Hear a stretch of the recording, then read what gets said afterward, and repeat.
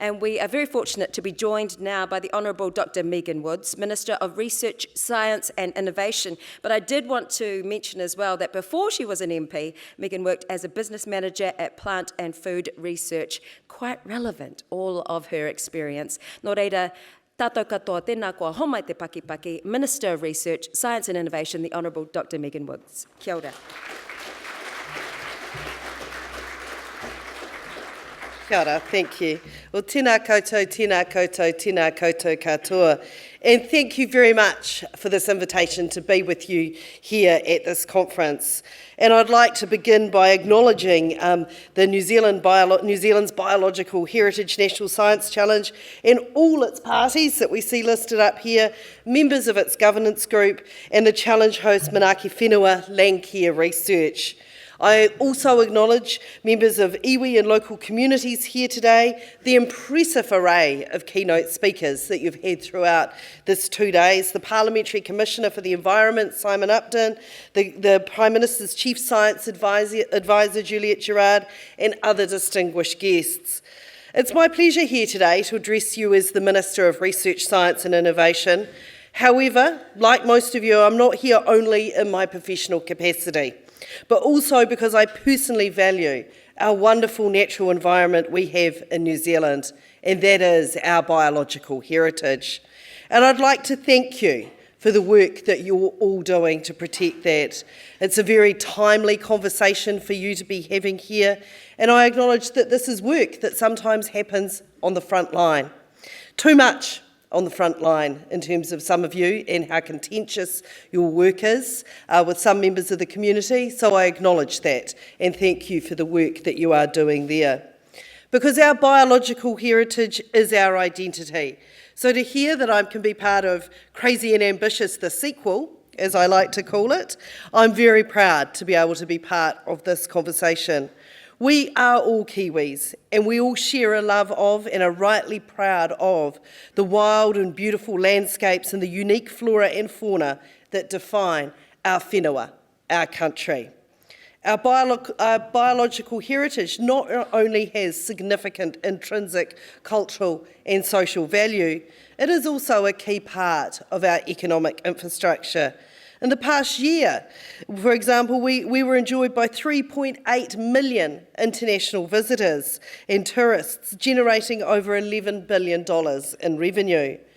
And we recognise that we cannot separate a prosperous economy from a healthy environment. And we reject the notion as a government that balancing the economy and the environment means the environment must come off second best. In pursuing economic benefits, we must also protect our biological heritage. Most of our native flora and fauna are unique. They are only found here in Aotearoa, New Zealand, so no one else is going to protect them. That is up to us. Our biological heritage faces unprecedented threats from global warming, from our own impacts on the environment, and from introduced animals that have eliminated or currently threaten many of New Zealand's Indigenous species. The New Zealand's Biological Heritage National Science Challenge is charged with protecting and managing New Zealand's native biodiversity, improving our biosecurity, and enhancing our resilience to harmful organisms. So this, your second conference, and the Crazy and Ambitious title is apt. These are the words of the late Sir Paul Callaghan as he considered the idea that by 2050, New Zealand might be free of at least some of the small predators currently responsible for our declining biodiversity. The objective of the challenge is certainly ambitious, and perhaps the science that will provide solution to reverse biodiversity decline may seem a little crazy at first, but this government is convinced that protection of our biological heritage is, in the words of Sir Paul, definitely worth a shot. That is why we're pleased to announce last year investment of over $37 million for the second phase of research in the New Zealand's Biological Heritage Challenge, and to provide surge investment of a further $13.75 million to tackle Kauri dieback and myrtle rust. New Zealand's biological heritage is one of the 11 national science challenges that are tackling a range of large and complex issues facing New Zealand, from improving our health and well-being to mitigating adverse environmental impacts of human existence to predicting our future climate under climate change. Last year, all the challenges were reviewed by panels of national and international experts. The reviews showed that the challenges are fundamentally changing the way we are doing science in New Zealand. Challenges bring together our top scientists and researchers to work collaboratively across disciplines with Māori and other stakeholders. They are developing science that is both excellent and relevant. This is a world-leading approach that is delivering enduring benefits for New Zealand. And I'm sure everybody in this room knows that New Zealand has world-class scientists producing world-leading research. We have the will and the capability to protect our biological heritage, to enhance the legacy we leave for future generations, and at the same time be part of a global solution to maintain and enhance environmental quality. We must and we can lead by example. New Zealand's biological heritage research and its focus on 3 impact areas, whakamana, tiaki and whakahau, align well with that vision. The challenges working to address big environmental challenges, such as becoming predator-free by 2050, restoring freshwater quality, connecting people to nature in cities, future-proofing New Zealand's biosecurity system, and building those resilient ecosystems.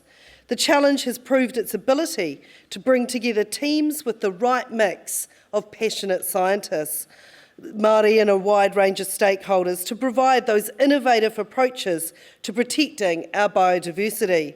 Challenge researchers are also joining up environmental research across New Zealand and making strategic links with collaborators globally. New Zealand's biological heritage tackles biodiversity and biosecurity as interdependent rather than separate disciplines and is working across both conservation and production landscapes. Our managed landscapes also contain unique species and ecosystems, and we need to ensure these too are not lost. There is a substantial body of Mātauranga Māori associated with our land and its flora and fauna, including traditional ways of managing our natural environment. And it's particularly pleasing to see the close relation that with Māori that New Zealand's biological heritage has developed to date. These recognise the role of tangata whenua as kaitiaki and the deep connections Māori have with the land and are significantly enriching the challenges science. The government is committed to promoting meaningful participation of Māori, iwi, hapu and communities in managing their natural resources. Last year, I announced the surge investment of $13.75 million in research to combat the spread of kauri dieback and myrtle rust. These 2 diseases are endangering some of our most iconic and culturally significant trees, kauri and pahutakawa, and it is critical that research gets underway with urgency.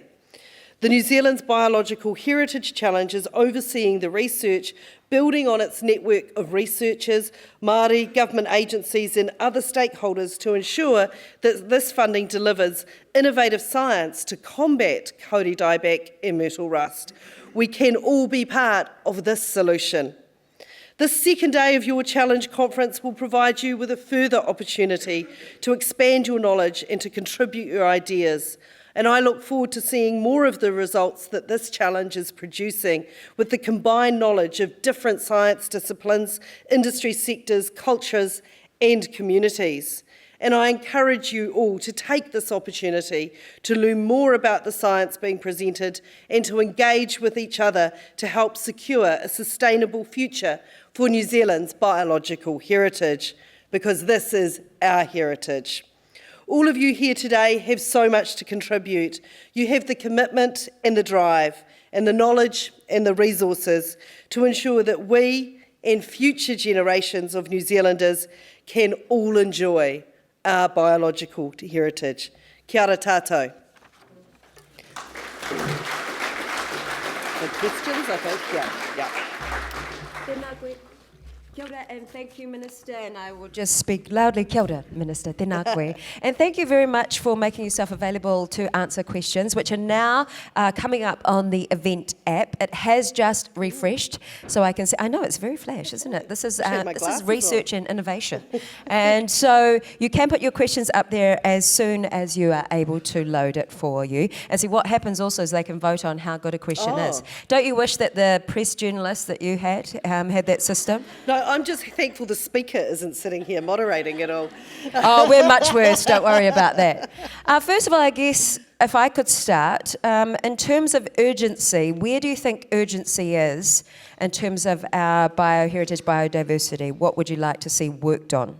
Well, I think that we've got a number of pressing problems that the Kauri dieback and the myrtle rust are putting some of our iconic trees, things that help define us as a nation at risk, and that's exactly why that we put surge funding into those areas. So that wasn't just more money that went into biological heritage, that was the government saying this is a priority for us. And when we got together and we talked about how it is that we were going to spend that money, because obviously that goes across DOC and MPI, as well as the science that goes into it, we knew the best way to get that money into doing the things that it needed to do was through this science challenge. So that is one of many pressing priorities for us. We were talking about funding yesterday, and there were a couple of calls for pools, I guess, because we're talking about philanthropy and how they can contribute to funding, but some more centralised pools of funding so that in their very huge generosity, they don't direct the areas of research. Do you have any thoughts on that? Well, I mean, we always welcome people that want to fund research in this country. We are also being crazy and ambitious, wanting to lift our level of research in this country up to 2% of GDP. We recognise that government is only part of that equation, that business and other people that want to fund research also have a part to play in that. But if anyone's got their chequebook out and wants to talk about funding this, I can certainly hook you up with the right people. So if you hear of people that do want to put funding in, we're more than happy to make those connections and make sure that the funding goes where it needs to if it's directed in a broad way. Fantastic. So let's get into some of these questions. What is needed to start the conversation regarding gene editing? Well, and that's actually something we're talking in on the way. And when I say that you're literally working on the front line, it's many of the questions that are put to us as well. I mean, the 1080 debate, the flip side of that is gene editing in terms of many of the issues that we're looking at. I am adamant that this has to be an evidence-based conversation, and it needs to be an evidence-led conversation. So that's where you all come in, and that's where the science becomes so important, that we have put money into alternatives to 1080. That was one of the things that's been tagged as a priority by the government, but we're wanting to hear from the scientists too about what those real and meaningful alternatives are. Scientists are very much wanting to know. It's great to see that the government supports science challenges. Any hints for what happens beyond 2024? Well, when the science challenges were set up, they were originally set up for a 10-year period. We've had the second round of funding. The reviews went through there. It will have to be a case that we look at that when the 10-year period, well, before the 10 years period's up. Don't worry, we're not just going to wait till it expires and then think, oh, we better have a think about what we do about those. But that's certainly something we'll have to have a look at.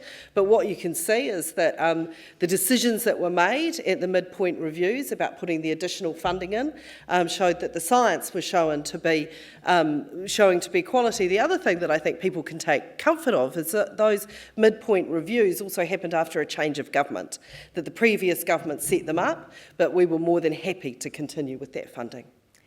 So how can the government support a more collaborative rather than a competitive science system in New Zealand? And you can see a lot of people want to ask that question. Yeah, and look, this is something that is dear to my heart, that we are a country of 4 and a bit million people. I think that Sean Hendy's talked about us thinking about ourselves as the city of 4 million when we think about our science system, that if we dice the money up into two smaller pots, we all know what happens. Overheads and business managers like I was at Plant and Food, soak up a whole lot of it, that we need to make sure that actually we're having scientists work together. And when it comes to these big questions like protecting our biological heritage, I actually think things like the science challenges are the right vehicle. This isn't us deciding, well, that's some funding that some scientists at the University of Auckland have put in a really good bit about, or that's something that Landcare have put in a really good bit about. What the National Science Challenges have done is brought together the national best in terms of the scientists, irrespective of institution, irrespective of where they live, but it puts together the collaborative team of the scientists who have the most to offer. So I actually think when I talked in my speech about the National Science Challenges changing the way we do science and changing behaviours, to be perfectly honest, I was a bit sceptical about National Science Challenges at the beginning, but I'm willing to say I think that in some challenges, and this is one of them, that we really are seeing changed behaviour, and we're seeing the best scientists come together to work on these important issues. So I think this way of doing it, nothing like funding changes behaviour in my experience. But also, I guess you're asking for the sort of behaviour change that doesn't cost anything. It does, but if we set up the money and funding pools, that's part of our responsibility too, to set up funding pools and say, well, actually, your best chance of succeeding is by bringing together the nationally best team. That's going to be what's looked at most favourably in terms of putting things together, and that's the role we can play by recognising and rewarding collaborative behaviour. Kia ora. So Eric has asked, how can we find funding for preparing for pest and disease threats that aren't here yet? Who needs to pick up that tab? And look, that's a really good question. And I mean, one of the reasons why we put the surge funding into this challenge was that we weren't just going to say, right, we need the National Science Challenge to do a whole lot more on Kauri dieback and myrtle rust, go and use the funding that you've already got. That some of the work that you need to be doing is that more blue skies research that isn't directed operationally, that we understand that we had a particular requirement as a government around Kauri dieback and myrtle rust, but I'd say we have a particular requirement as a country when it comes to those two things. But it's actually making sure that there is the right balance of the immediate, but also that longer term research as well. So a question that's just got quite a lot of support there. When will you directly fund Māori entities to protect and enhance mātauranga? Well, we do actually have a science fund that is set up directly to go into Māori communities. But one of the things, and I think this challenge is leading the way, is actually the way in which that bringing together the national best team is very much including Māori entities in there as well, and it's working with that community knowledge, particularly in if we think about West Auckland, the way in which some of the work around the Kauri dieback, the knowledge, the community knowledge that exists with hapu there about the Kauri and how it's being affected. So I think there are individual funding pots, but we also need to make sure that we're driving national best to make sure we're integrating those teams as well. So from Professor Bruce Clarkson, the recent IPBES, such a cute little acronym there, report, and SOE report suggests a radical shift and upscaling of restoration action is needed. Is the government hoping to directly respond to those reports? I would imagine so. They're not directly within my portfolio, so I can't give you a definitive answer, but I'm happy to find out and get back to people on that. Kia ora. Sorry about that banging sound, must be the heartbeat of the nation, perhaps. Do you think we've done a good enough job in explaining to New Zealanders exactly what the challenges are and what's at stake? Probably not. In my experience, you can always explain a little bit more, no matter what it is. And I think that's everybody in this room's job to do that. It's about whether it's talking to your neighbours and your family about what you're doing in those individual conversations. We call that door knocking in my trade. But it's about those everyday conversations as well as kind of the national conversations as well. And I think every one of us in this room needs to make sure that we're talking to 5 more people about why this challenge is so important and what is at stake. I guess this follows from that, and that it's a frustration that was heard, voiced, that scientists gobble up all the funding and not enough funding reaches those that actually take action. So what do you say to this? Apart from getting the word out, what sort of action, what's your response to that frustration? So that scientists gobble up all the... So they take... Okay, so this is about the citizen-led science and the community action that can take place in that space. Look, that's something in participatory science is something that I'm really interested in. And I've attended a meeting in this building, actually, of people talking about that. And one of the things that I think, again, where this challenge is showing leadership is it is including that community voice. It is including the citizen voice. It's recognising that as we address a wicked problem like Cody dieback, that we say that there is knowledge that exists outside of the lab, that there's knowledge that exists in the community as well. And I think this challenge can continue to be a role model for the way in which that can be integrated with the more formal science that happens within our country. That would lead to this question from Maria. The Four Sisters track was closed yesterday after finding P. agathidixia in the soil. Are all rāhui, and if I could just pull that one right up, it's bottom left, are all rāhui being declared too late? Look, and this is something that the Department of Conservation work with, but that is also where the community come very much into it as well. One of the reasons we did put the surge funding in is so that we could actually be able to identify things earlier. I hope that that's not the case, and it's certainly not just a hope and a prayer, that we've backed that up by putting the additional funding in. And I guess there is also a time lag sometimes between when iwi declare rāhui and when DOC picks it up. Exactly. Minister O'Connor acknowledged an inadequate system of funding for CRIs last week at NZPPI conference. What are your thoughts? Well, I really look forward to Minister O'Connor being the greatest advocate for all my budget bids next year. But next year, not this year? Oh, but the budget round's already been through this year. We're only a few more sleeps off finding out what that holds. But in terms of, is there enough money in the science system? There never is. There is always more money. There's always more money that you can put into health. There's always more money you can put into education. There's always more money that you can put into everything. What we've made a commitment to as a government is lifting our expenditure as a country to 2% of GDP. We're currently, I think, at 1.38, which is way down the list of the OECD countries. When I talk to my Australian counterpart, they're already at around 2.4 and want to get to 3 and 4. So we need to spend more across the board in New Zealand on science, and that includes the government, but it's not solely the government. We invested $1 billion, the largest investment ever in research, science and innovation vote last year at last year's budget, so that it is a priority for us, and we do need to make sure that we're adequately funding all of our areas. So you have put a stake in the ground, but in terms of the budget that's about to be released, is there anything you would like us to be mindful of? I think that one of the things in terms of that lifting, we made a significant investment last year of $1 billion. That you'd have to say it would be a very lucky Minister of Research, Science and Innovation that would come up with $2 billion in 2 years. That one of the things that we have to see is what the impact of those R&D tax credits have across the board. Now, the R&D tax incentive will have an impact for CRIs because people who are investing in research, science and innovation will get a 15% tax rebate. I'd like to think this means 15% more science is done because that money will be reinvested. So we need to look at the impact and what effect that has. Another top question, should all science challenge research be made available in open access journals? God, the big philosophical question to end on.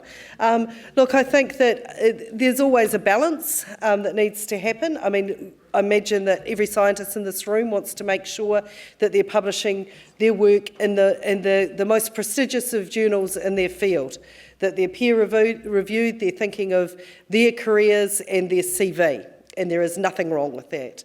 In terms of the access to the information, it is that balance, and it may not be that it's all open access journals, but does the knowledge that you're generating in this challenge need to be available to New Zealanders? The answer is yes. So whether or not it's published in an open access journal, it's making sure that that information is getting through. But it's certainly not the job of the Minister of Research, Science, Innovation to dictate to scientists which journals they publish in. So I wouldn't want to get drawn too far into that debate. That is a very good diplomatic type answer. You should go into politics. So in terms of the questions that are left, left. Perhaps if your office is interested, we could just Absolutely. give you Yep. some of those. Engari, tēnei ka mihi kia koe. Thank you so much for sharing with us and also being open to these questions, No, that's Minister. wonderful. Thank and we you. have a small koha for you.